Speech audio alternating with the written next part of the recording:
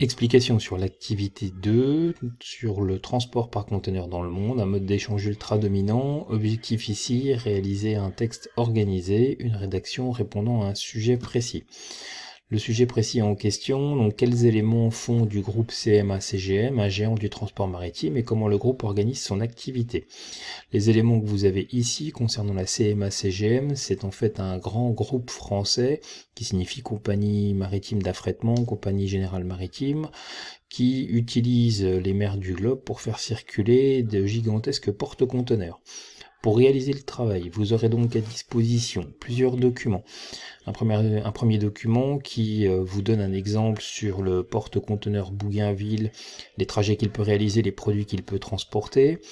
Un deuxième document qui vous montre les principales routes maritimes empruntées par la CMA-CGM et le terme de hub de Malte.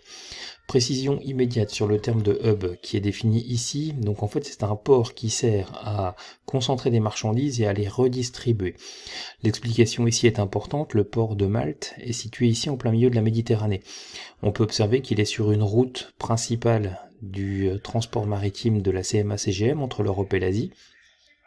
Les marchandises peuvent ainsi avoir besoin de venir de plusieurs ports, comme c'est le cas ici. Donc de Russie, de Constanța en Roumanie, Varna en Bulgarie, du Pirée en Grèce, de Tanger au Maroc, d'Oran en Algérie, de Tunis, d'Alexandrie. On pourrait rajouter Marseille et d'autres ports également. Plutôt que d'avoir un porte-conteneur très important qui va faire des arrêts dans tous les ports qui sont mentionnés ici, le seul porte-conteneur très important s'arrête à Malte et il peut ainsi décharger des marchandises qui iront ensuite avec des bateaux plus petits en direction de tous ces ports, de la même façon qu'il peut concentrer des marchandises qui viennent de tous ces ports pour poursuivre sa route plus rapidement. Ainsi, il gagne du temps et il évite des kilomètres qui seraient inutiles. Ça, c'est pour l'explication sur le hub. Le document 3 vous parle à nouveau du rôle du port de Malte. Ça vous permettra de comprendre comment est-ce que fonctionne de façon globale ce système maritime.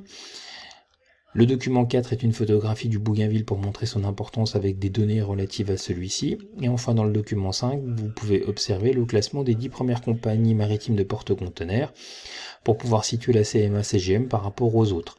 J'ai précisé ici le terme de EVP, équivalent 20 pieds, c'est la définition d'un conteneur, et le terme d'affrété, c'est mis en charge réellement dans un navire. À partir de ce moment-là, vous avez deux façons de procéder. Soit vous procédez par identification des idées principales systématiques, de la même façon que ce qu'on a déjà réalisé à plusieurs reprises. Donc vous vous posez la question, quelle est l'idée principale du document? Soit vous pouvez ou brouillon identifier les idées principales en fonction des questions que vous avez présentes ici. À la suite de quoi? Vous avez une aide à la rédaction qui est mentionnée. Donc il faudra identifier les deux parties du sujet en fonction de la question qui est posée au tout début. Regardez dans le cours ce qui vous permettrait d'apporter des éléments importants pour expliquer des termes ou pour bien comprendre celui-ci. Ensuite, identifier les éléments importants des documents, donc soit directement, soit par le biais des questions. Et ensuite, classer les informations que vous aurez trouvées en fonction des deux grandes parties à réaliser qui sont dans le sujet.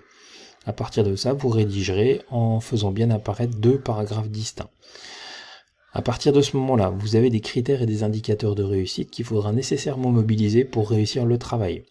Donc, il faudra que vous vous positionniez par rapport à ces éléments-là et que vous puissiez vérifier que dans la réalisation du travail que vous avez entrepris, ces éléments ici sont bien mentionnés.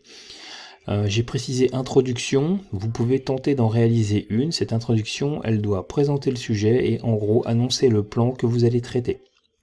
Le travail sera réalisé à la suite ou sur un document libre que vous pourrez m'envoyer ensuite par le biais de Pronote ou par tout autre moyen à votre disposition.